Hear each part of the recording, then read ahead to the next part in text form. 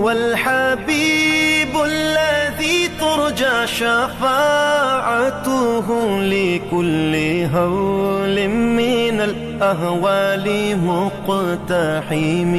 آپ ہے محبوب حق اور شافع. اعوذ باللہ من الشیطان الرجیم. بسم اللہ الرحمن الرحیم.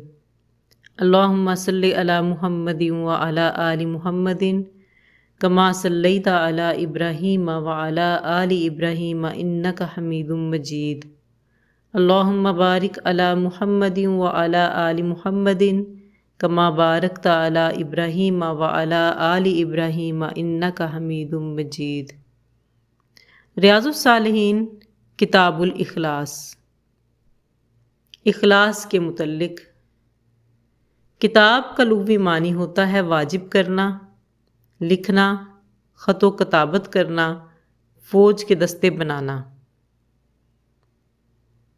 کتاب کا اصطلاحی مفہوم ہوگا وہ صحیفہ جو ایسے متعدد مسائل کا جامع ہو جو جنساً متحد ہوں لیکن اپنی نوع اور صنف کے لحاظ سے مختلف ہوں، اور وہ صحیفہ مختلف ابواب اور فصلوں پر تقسیم کیا گیا ہو. اخلاص کے لغوی معنی ہوں گے بے کھوٹ، بے ملاوٹ، طاعات میں ریا کو ترک کرنا. اخلاص کی تعریف ہوگی دل کو ریا کی ملاوٹ کے شائبے سے پاک کرنا. اس چیپٹر کا نام ہے باب الاخلاصی، اخلاص کا بیان، و احداری اور پیش نظر رکھنا یا ملحوظ خاطر رکھنا یا ساتھ رکھنا النیت نیت کو فی جمیع الاعمال والاقوال والاحوال، جمیعی تمام اعمال، اقوال اور احوال میں، البارزاتی ظاہرہ والخفیاتی اور پوشیدہ، سب ظاہر اور پوشیدہ اعمال، اقوال اور احوال، اور اخلاص میں نیت کو ساتھ رکھنے کا تذکرہ. نیت کیا ہے؟ نیت ہے ارادہ کرنا، قصد کرنا. نیت کی عمومی تعریف یہ ہوتی ہے کہ کسی کام کا ارادہ کرنا جو اس کام سے ملا ہوا ہو، یا دل کا پختہ ارادہ. شرعی تعریف یہ ہوگی، شریعت میں عبادت کے ارادے کو نیت کہتے ہیں. اس ضمن میں پہلی حدیث مبارکہ جس کے راوی حضرت عمر بن خطاب ہیں، وان امیر المؤمنین ابی حفص عمر بن خطاب بن نفیل بن عبد العزیٰ بن ریاح بن عبداللہ بن قرۃ بن رزاح بن عدی بن کعب بن لوئی بن غالب قرشی ادوی رضی اللہ تعالی عنہ سے قال فرماتے ہیں، سمعت میں نے سنا رسول اللہ صلی اللہ علیہ وآلہ وسلم کو یقول فرماتے ہوئے، انما الاعمال بے شک اعمال کا دار و مدار بالنیات نیات پر ہے. اعمال کا دار و مدار نیتوں پر ہے. وانما اور بے شک لکل امرئ ہر شخص کے لیے ہے ما نوا جو اس نے نیت کی. فمن کانت ہجرتہ پس جس کی ہجرت ہوگی الی اللہ و رسولہ اللہ اور اس کے رسول کے لیے، فہجرتہ تو اس کی ہجرت ہوگی الی اللہ و رسولہ اللہ اور اس کے رسول کے لیے. ومن کانت ہجرتہ اور جس کی ہجرت ہوگی لدنیا دنیا کے لیے، یصیبھا کہ وہ اسے ملے یا اس تک پہنچے، او یا امرأۃ عورت کے لیے، ینکحھا کہ وہ اس سے نکاح کرے، فہجرتہ پس اس کی ہجرت ہوگی الی طرف ما ہاجر الیہ جس طرف اس نے ہجرت کی. اس کا بامحاورہ ترجمہ کچھ یوں ہوگا کہ امیر المومنین ابو حفص حضرت عمر بن خطاب رضی اللہ تعالی عنہ سے مروی ہے کہ میں نے رسول اللہ صلی اللہ علیہ وآلہ وسلم کو فرماتے ہوئے سنا، اعمال کا دار و مدار نیتوں پر ہے، سو جو آدمی اللہ اور اس کے رسول صلی اللہ علیہ وآلہ وسلم کی رضا حاصل کرنے کے لیے ہجرت کرے گا تو اس کی ہجرت اللہ اور اس کے رسول کے لیے ہوگی، اور جس آدمی نے دنیاوی مطلب کو حاصل کرنے یا کسی خاتون سے شادی کرنے کے لیے ہجرت کی تو اس کی ہجرت اسی کی جانب ہوگی جس جانب اس نے ہجرت کی تھی۔ متفقن علی صحتہ، اس کی درستگی پر اتفاق ہے۔ رواہ، اور اسے روایت کیا ہے امام المحدثین، محدثین کے امام ابو عبداللہ محمد بن اسماعیل بن ابراہیم بن مغیرہ بن بردزبہ جوفی بخاری، یعنی حضرت امام بخاری نے اسے روایت کیا ہے۔ و ابو الحسین مسلم بن حجاج بن مسلم کشیری نیشا پوری رحمۃ اللہ علیہ فی صحیح ما، اپنی صحیح کتب میں، الذین، وہ جو، ہما دونوں، اصح الکتبی، صحیح ترین کتابیں ہیں، المصنفاتی، مصنفین کی۔ اس حدیث کے راوی حضرت عمر فاروق رضی اللہ تعالیٰ عنہ۔ ان کا تعارف: آپ کا نام مبارک عمر، کنیت ابو حفص، لقب فاروق، عزت الاسلام، شوکت الاسلام۔ آپ کے والد کا نام خطاب، والدہ کا نام حنتمہ تھا۔ حضرت عمر فاروق رضی اللہ تعالیٰ عنہ کا خاندان زمانہ جاہلیت میں بھی ممتاز تھا، اور آپ ہجرت نبوی کے 40 سال پہلے پیدا ہوئے۔ نبی کریم صلی اللہ علیہ وآلہ وسلم نے جب اعلان نبوت فرمایا تو آپ ان کی دشمنی میں سرگرم تھے، لیکن پھر نبی پاک صلی اللہ علیہ وآلہ وسلم کی دعا سے آپ مشرف با اسلام ہوئے۔ آپ دوسرے خلیفہ ہیں۔ آپ کا دور خلافت 10 سال ہے۔ آپ کے زمانے میں بڑی بڑی فتوحات ہوئیں، جس میں عراق، شام، بیت المقدس، مصر وغیرہ شامل ہیں۔ مغیرہ بن شعبہ کے غلام فیروز نے، جس کی کنیت ابو لؤلؤ تھی، آپ کو شہید کیا ہفتہ کے دن 1 محرم الحرام 24 ہجری کو، بدھ کے روز، جب کہ آپ صبح کی نماز ادا کر رہے تھے۔ آپ کا نماز جنازہ حضرت صہیب رومی رضی اللہ تعالیٰ عنہ نے پڑھایا، اور آپ سرور کونین صلی اللہ علیہ وآلہ وسلم کے پہلو میں دفن کیے گئے۔ اب ہم دیکھتے ہیں حدیث کے وارد ہونے کا سبب۔ امام طبرانی نے مضبوط سند سے حضرت عبداللہ بن مسعود رضی اللہ تعالیٰ عنہ سے روایت کیا ہے کہ ہم میں سے ایک شخص نے مکہ میں ایک عورت کو نکاح کا پیغام دیا۔ اس عورت کا نام قیلہ اور اس کا لقب قیس تھا۔ اس عورت نے شادی سے انکار کیا اور شرط لگائی کہ اگر وہ شخص ہجرت کرے تو وہ اس سے شادی کر لے گی۔ اس شخص نے ہجرت کر کے اس عورت سے نکاح کر لیا، اس وجہ سے ہم اس شخص کو مہاجر قیس کہتے تھے۔ اس حدیث کی عظمت کے متعلق علماء کے مختلف اقوال ہیں۔ مثلا حضرت علامہ بدر الدین عینی علیہ رحمہ فرماتے ہیں کہ کیونکہ اس حدیث میں نیت کا بیان ہے، اور اسلام کے احکام کی بجا آوری 3 طرح سے ہوتی ہے، یا قول سے، یا فعل سے، یا نیت سے، لہٰذا نیت تہائی اسلام ہے۔ امام بہقی فرماتے ہیں کہ علم یا تو دل سے ہوتا ہے، یا زبان سے، یا بقیہ اعضاء سے، اور نیت عمل دل کا ہے، اس لیے حدیث علم کا تیسرا حصہ ہوئی۔ علامہ ابن جوزی رحمۃ اللہ علیہ فرماتے ہیں کہ علماء اپنی تصانیف میں اس حدیث کو سب سے پہلے لکھتے ہیں کیونکہ عموماً اس کی حاجت پڑتی ہے۔ اس کی وجہ یہ ہے کہ تمام اعمال میں اصل چیز نیت ہے۔ امام شافعی رحمۃ اللہ علیہ فرماتے ہیں کہ اس حدیث میں فقہ کے 70 ابواب ہیں۔ آپ نے اس حدیث کو ثلث علم قرار دیا ہے۔ امام احمد بن حنبل رحمۃ اللہ علیہ فرماتے ہیں کہ اصول اسلام 3 احادیث پر مشتمل ہیں۔ پہلی حدیث یہ ہے کہ اعمال کا دار و مدار نیت پر ہے۔ دوسری حدیث ہے حلال بھی ظاہر ہے اور حرام بھی ظاہر ہے، اور تیسری حدیث جس نے ہمارے دین میں کوئی ایسی نئی بات نکالی جس کا دین میں منشا نہ ہو وہ مردود ہے۔ تو یہ 3 احادیث ایسی ہیں کہ اسلام کے اصول ان پر مبنی ہیں۔ اب ہم آگے بڑھتے ہیں حدیث نمبر 2 کی طرف۔ حدیث نمبر 2 کا عنوان ہے برے لوگوں کا ساتھ بھی برا ہوتا ہے۔ وعن ام المؤمنین ام عبداللہ عائشہ رضی اللہ تعالی عنہا۔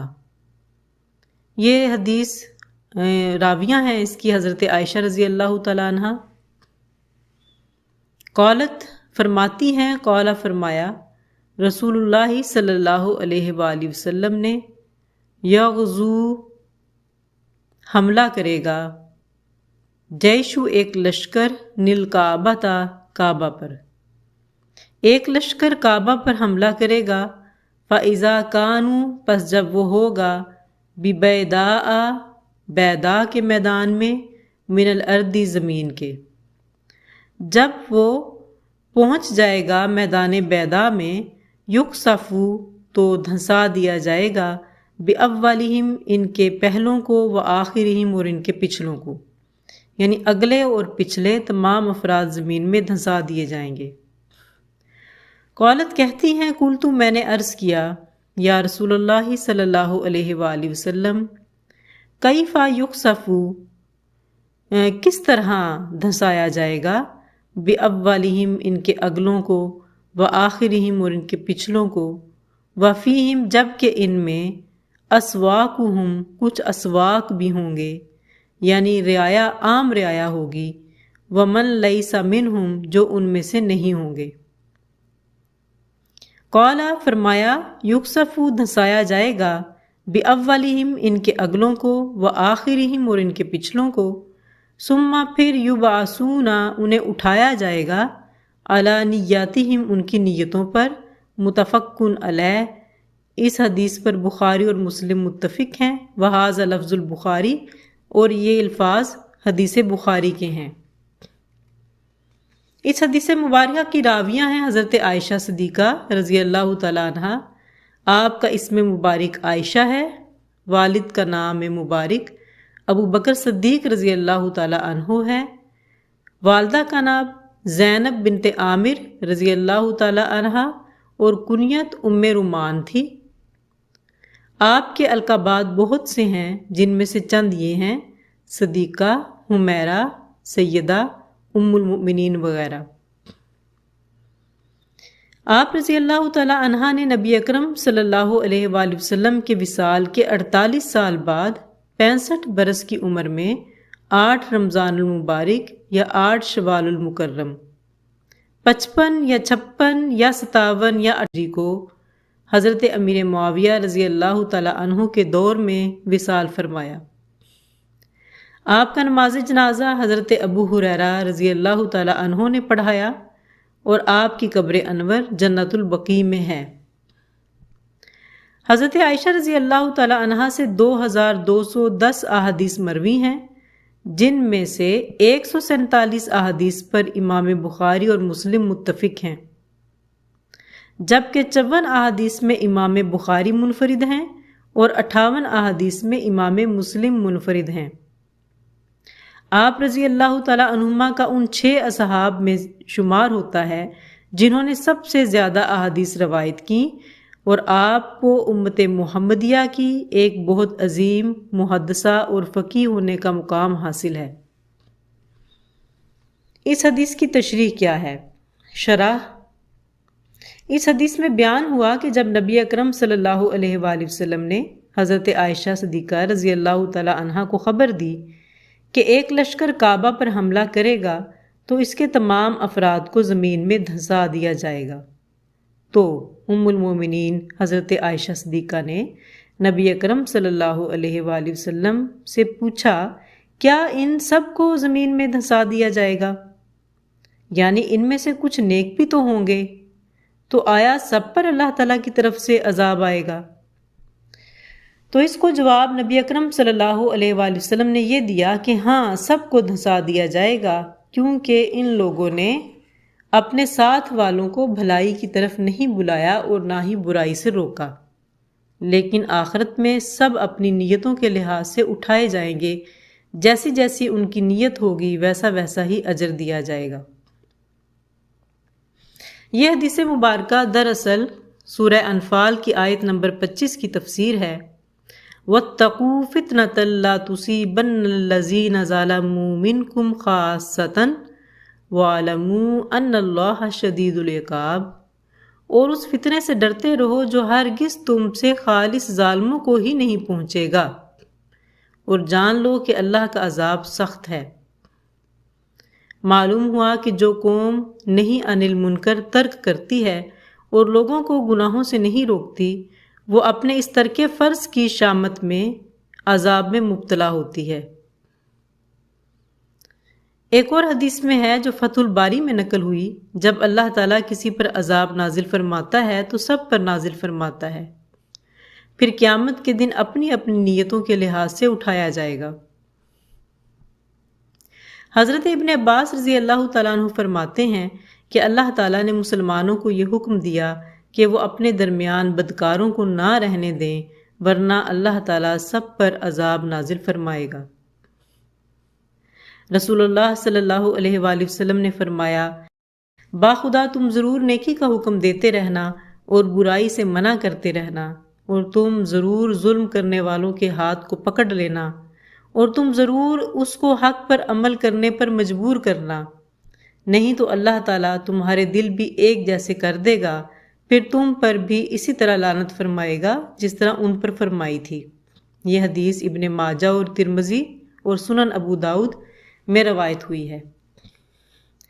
اس آیت اور حدیث سے یہ بھی معلوم ہوا کہ جن لوگوں کی نیت اچھی نہ ہو ان کے ساتھ ان لوگوں پر بھی عذاب ہوتا ہے جن کی نیت اچھی ہے، اس لیے کہ اچھی نیت والے بری نیت والوں کو نیکی کی دعوت نہیں دیتے اور برائی سے منع نہیں کرتے، لیکن آخرت میں جیسی جیسی نیت ویسا ویسا پھل ملے گا۔ حدیث نمبر 3، جس کا عنوان ہے بغیر عمل کے ثواب جہاد۔ وعن ابی عبداللہ جابر بن عبداللہ انصاری رضی اللہ تعالی عنہما سے روایت ہے، قالا فرماتے ہیں، کننا ہم تھے، مع ساتھ نبی کریم صلی اللہ علیہ وآلہ وسلم کے، فی غزاتن ایک غزوہ میں۔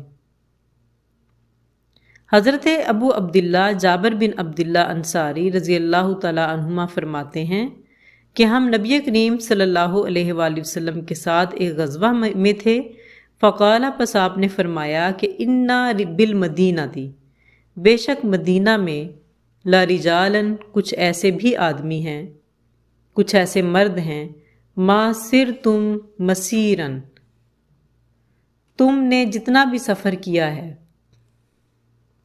او یا ولا قطعتم وادین اور جو بھی وادی عبور کی ہے، الا مگر کانوا معکم وہ تمہارے ساتھ تھے، حبسہم المرض ان کو مرض نے روک لیا، وفی روایتن اور ایک روایت میں ہے کہ الا شارکوکم فی الاجر کہ وہ تمہارے ساتھ اجر میں شامل ہیں۔ یہ مسلم کی روایت ہے۔ بخاری میں یہی روایت حضرت انس رضی اللہ تعالیٰ عنہ سے ہے، قال فرماتے ہیں، رجعنا ہم واپس آ رہے تھے، من غزوۃ تبوک غزوہ تبوک سے، مع النبی صلی اللہ علیہ وآلہ وسلم نبی کریم صلی اللہ علیہ وآلہ وسلم کے ساتھ۔ ہم غزوہ تبوک سے نبی کریم صلی اللہ علیہ وآلہ وسلم کے ساتھ واپس آ رہے تھے، فقال پس آپ نے فرمایا، ان اقوامن بے شک کچھ افراد ہیں، کچھ لوگ ہیں، خلفنا جو ہم سے پیچھے رہ گئے، بالمدینہ تی مدینہ میں، ما سلکنا شعبن نہیں ہم گزرے کسی گھاٹی سے، ولا وادین اور نہ ہی وادی سے، الا مگر وہم معانا وہ ہمارے ساتھ تھے، حبسہم العذر انہیں عذر نے روک لیا، یعنی انہیں کوئی نہ کوئی معذوری تھی جس سبب وہ نہ آ سکے۔ اس حدیث کے 2 راوی ہیں۔ پہلے ہیں جابر ابن عبداللہ، جن کی کنیت ابو عبداللہ ہے۔ یہ انصاری ہیں، مشہور صحابی ہیں، بہت بڑے محدث ہیں، اور نبی کریم صلی اللہ علیہ وآلہ وسلم کے ساتھ 81 غزوات میں شریک رہے۔ آپ بدری صحابی بھی ہیں۔ آخر میں شام اور مصر میں قیام رہا، نابینا ہو گئے تھے۔ 94 سال عمر پا کر 47 ہجری میں آپ نے وفات پائی، اور جنت البقیع میں آپ کا مزار پر انوار ہے۔ آپ مدینہ کے آخری صحابی ہیں۔ دوسری روایت حضرت انس رضی اللہ تعالیٰ عنہ سے ہے، جو بخاری میں آئی ہے۔ آپ کا نام انس ابن مالک ابن نضر ہے، کنیت ابو حمزہ ہے۔ آپ خزرجی ہیں، یعنی خزرج سے تعلق تھا آپ کا۔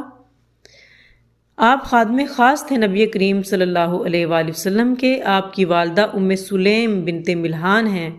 جب نبی کریم صلی اللہ علیہ وآلہ وسلم مدینہ منورہ تشریف لائے تو آپ کی عمر 10 سال تھی، اور جب حضور انور صلی اللہ علیہ وآلہ وسلم کی وفات ہوئی تو آپ 20 سال کے تھے۔ 10 سال تک مسلسل حضور انور کی خدمت کی۔ خلافت فاروقی میں آپ بصرہ منتقل ہو گئے، وہاں ہی آپ کی وفات ہوئی۔ آپ بصرہ کے آخری صحابی ہیں۔ 91 ہجری میں 103 سال کی عمر میں آپ نے وفات پائی۔